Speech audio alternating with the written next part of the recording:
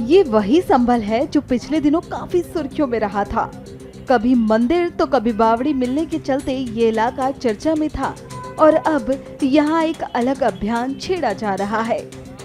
दरअसल संभल को पर्यटक अनुकूल शहर बनाने की पहल के चलते शहर भर में अवैध होर्डिंग्स हटाए जा रहे हैं।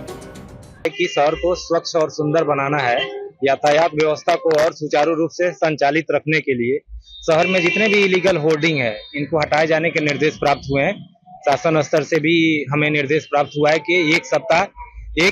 कहा जाए कि युद्ध स्तर पर एक अभियान चला के शहर के मुख्य चौराहा, मुख्य रोडों अलावा जो भी हमारे संपर्क रोड है वहां से सारे अवैध टाइप के जितने भी होर्डिंग है, जो भी ऐसे बैनर है, ऐसे जो दीवारों पे भी चिपके हैं, हमारे जो खंभों पे भी चिपके हुए हैं, हमारे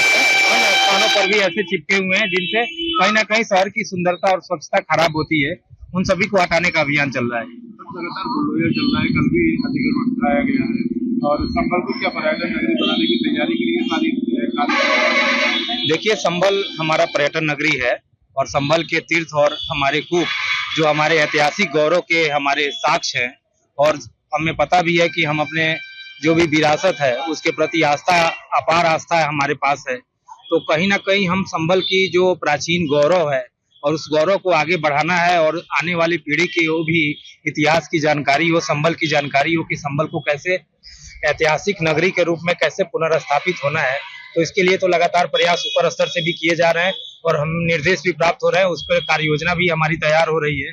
तो निश्चित ही शहर को सुंदर बनाने, पर्यटनों के दृष्टिगत शहर में ऐसे आधुनिक संसूचक को भी स्थापित करने की आवश्यकता रहेगी ताकि हम श्रद्धालु और पर्यटन के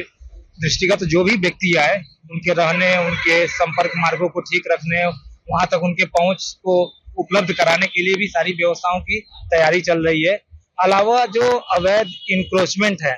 उनको हटाने का लगातार अभियान चल रहा है और यह अभियान उसी के क्रम में था कि जो भी हमारे सरकारी नालों के ऊपर, सार्वजनिक स्थानों के ऊपर,